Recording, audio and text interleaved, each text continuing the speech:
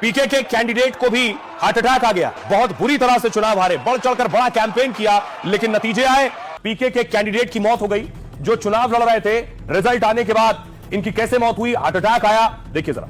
अब मैं आपको बताऊं, 14 नवंबर की रात प्रशांत किशोर के लिए दो बुरी खबरें आई।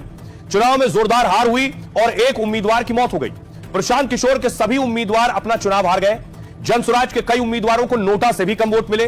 प्रशांत किशोर के कई कैंडिडेट तो जमानत भी नहीं बचा पाए। पीके के एक उम्मीदवार की तो हार्ट अटैक से मौत हो गई। भोजपुर के तरारी सीट से उम्मीदवार चंद्रशेखर सिंह का निधन हो गया। इलाज के दौरान चंद्रशेखर सिंह की तबीयत बिगड़ी थी, डॉक्टर उन्हें बचा नहीं पाए और कल रात उनका निधन हो गया। तरारी सीट पर बीजेपी के विशाल प्रशांत ने जीत हासिल की, जबकि जनसुराज पार्टी के चंद्रशेखर सिंह को 2271 वोट मिले। वो एक रिटायर्ड टीचर थे, उनका कोई पॉलिटिकल बैकग्राउंड नहीं था, समाज में वो मास्टर साहब के नाम से मशहूर थे और बहुत प्रतिष्ठित थे। जनसुराज पार्टी ने 238 उम्मीदवार खड़े किए थे, लेकिन एक भी सीट नहीं मिली। करीब एक तिहाई यानी 68 सीटों पर नोटा से कम वोट मिले। हालांकि अनुमान के मुताबिक जनसुराज पार्टी का वोट शेयर 3.44% रहा है। जरा लालू के परिवार में लालू यादव, राबड़ी देवी, तेजस्वी यादव, तेज प्रताप यादव, रोहिणी आचार्य और मीसा भारती, ये लोग सियासत में सक्रिय हैं, लेकिन परिवार में ऐसा कौन है जिसने पूरे परिवार और पार्टी को टेक ओवर कर लिया? आरोप लगते हैं इस शख्स पर जिसे आप देख रहे हैं, इनका नाम है संजय यादव। तेजस्वी के साथ जिनकी तस्वीर आप देख रहे हैं, यह है संजय यादव। इन पर आरोप लग रहे हैं पार्टी परिवार सब टेक ओवर कर लिया, तेजस्वी को टेक ओवर कर लिया और संजय यादव की वजह से ही एक एक कर सभी लोग अलग होते जा रहे हैं। देखिए जरा, शतरंज की बिसात पर परिवार टूट रहा है और इधर तेजस्वी के साथ संजय यादव है। 2025 में संजय यादव की बड़ी भूमिका रही। संजय यादव तेजस्वी के मुख्य सलाहकार हैं। दावा है कि तेजस्वी इन पर आंख मूंद कर भरोसा करते हैं। इस चुनाव संजय तेजस्वी के साथ हर जगह नजर आए।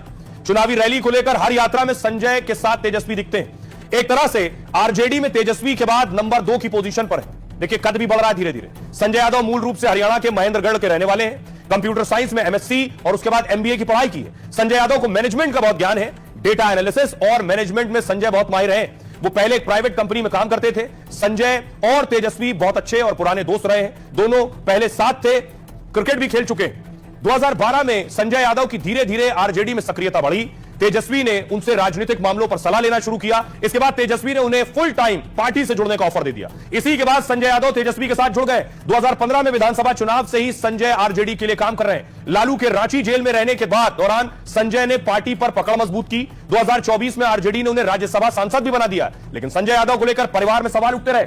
रोहिणी से पहले तेज प्रताप ने भी सवाल उठाए। पार्टी कार्यकर्ताओं ने भी टिकट नहीं मिलने पर संजय यादव को घेरा है। अब सवाल उठ रहे हैं, क्या संजय यादव पर गाज गिरेगी या एक एक कर परिवार से सब अलग हो जाएंगे? आपने देखा तेज प्रताप अलग हो गए, आपने देखा रोहिणी अलग हो गई। अब कौन है वो नेता? 18 अक्टूबर को लालू आवास के बाहर जोरदार ड्रामा हुआ। पार्टी ने टिकट नहीं दिया तो सड़क पर नाराजगी जाहिर की।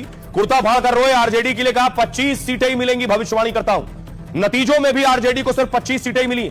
मोतिहारी के मधुबन विधानसभा से आरजेडी टिकट के दावेदार थे। 2020 में आरजेडी ने मधुबन से ही अपना उम्मीदवार बनाया था।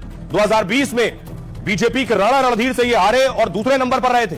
आरजेडी में सालों से सक्रिय रहे, स्थानीय नेटवर्क बहुत मजबूत है इनका। इस बार आरजेडी ने टिकट काटकर संध्या रानी को उम्मीदवार बनाया। इन्होंने आरोप लगाया कि टिकट 2 करोड़ से ज्यादा में बेचा गया है और 25 सीटों का शराब भी दिया है।